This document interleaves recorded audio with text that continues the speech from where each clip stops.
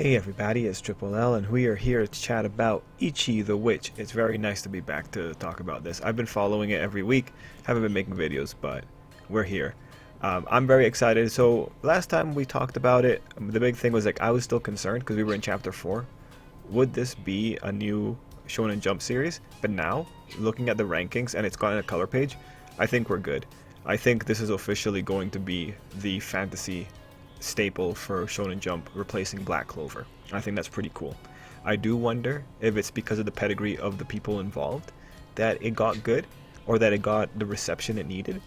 But, overall, what we've seen so far, I don't think some of those middle chapters were like super strong, but we're in a good spot. I think it's safe to invest in liking this series because it won't get cancelled before 25 chapters.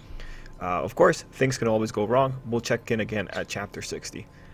Anyway, the thing about this chapter that I am excited about is that I feel this could be the chapter where things really pop off for the series, just because this is really cool. The stuff that happened here was really, really cool. So when it comes to this, in this chapter we have essentially a confrontation being set up. Now, I won't lie, I do have criticisms, but they're more like questions, not really criticisms. But I do like how this all went down. Before we get into the chapter, I do want to say, like, when I look at stories, a lot of times I see them as a sequence of problems and solutions. When I get really excited is when a problem has a really unique solution. And this mentality, I can apply it to Ichi the Witch right now, and I can apply it also to the recent stuff that happened in Kagurabachi, because that was really good. But with Ichi the Witch, if we were to like say the problem and solution, the problem overall is Ichi's in this competition with Toge Ice. I don't know how to pronounce her name. Ice Girl. He's in this competition with her. He's got to get the mushroom because otherwise, he's going to have to go back to school or something like that. Maybe he still has to go to school here.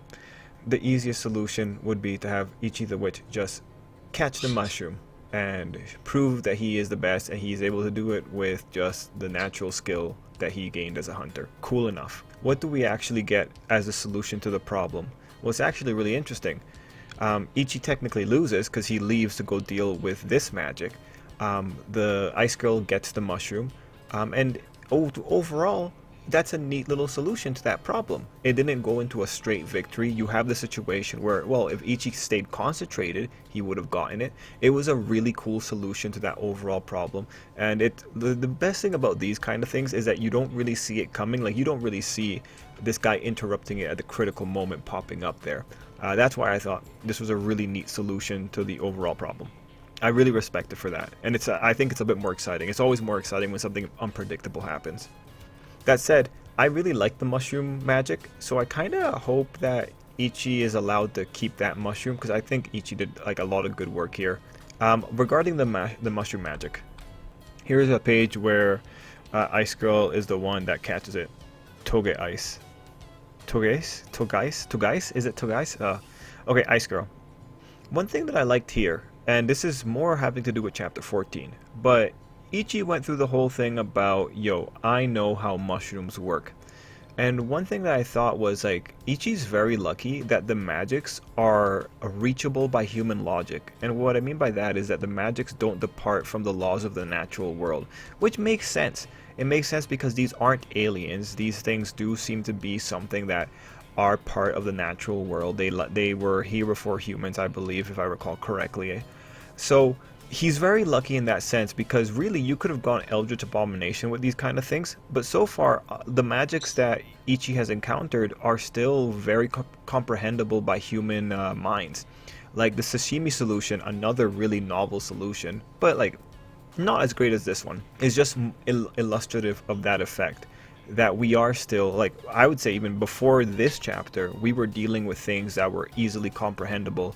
Whatever warping out does, that's a very interesting situation that we have here, because that looks like it's approaching Eldritch, unable to like really understand what's going on here. Anyway, I like the display of Ichi's knowledge on that. I like how that connects to the world. But now let's talk about just the setup here. This is a great page. Obviously, this is awesome. It's cool that Ichi is there and he is seeing this thing as something that needs to be hunted properly. Will he be able to do it? I don't know. It's pretty early to be facing something like this. Now, one spot where I just wasn't really feeling it. Or not, I shouldn't say that. I was feeling it. But I have questions. And it's specifically because whenever you do this, I start wondering about the cosmology of the world.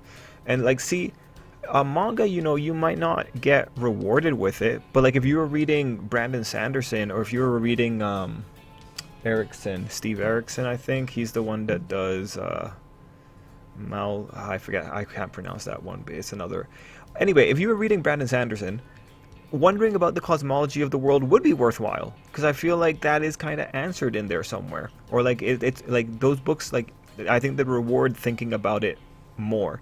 But ultimately, I also like agree with his writing style, so like that's probably my bias there.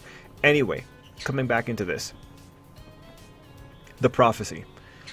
They just received the prophecy from the association's oracle on the 6th day of the 6th month at 45 minutes past the 2nd hour. In other words, in 15 minutes, the eastern town is going to be warped out. And this is pretty cool. Like, I don't even know what I'm looking at on that page, in all honesty, guys.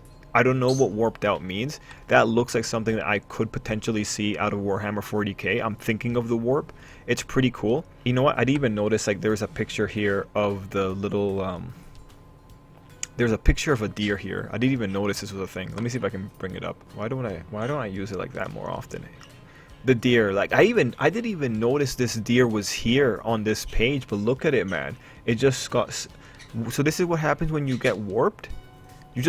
That happens? Like, it's pretty metal, man. Like, holy shit. That's badass, bro. Anyway, it's a cool little sequence there.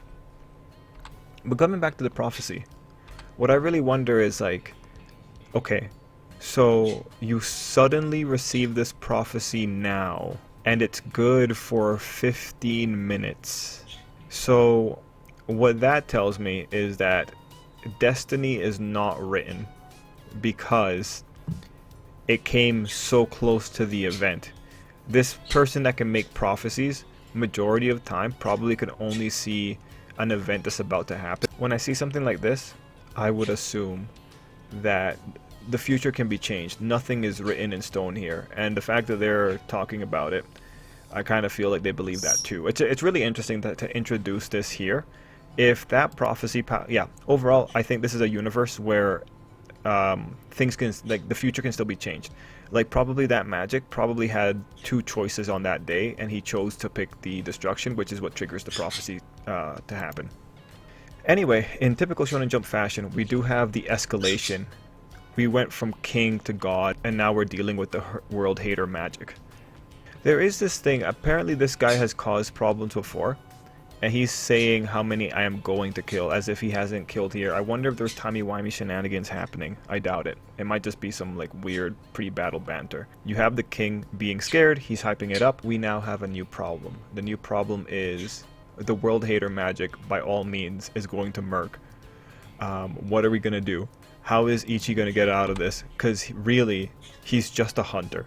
What is a hunter going to do against a guy who actually is showing some kind of weird eldritch level power, right? Overall though, yeah man, I think this has incredible potential to get really exciting right now. Guys, let me know what you thought down below. Until next time, I hope you have an absolutely great day.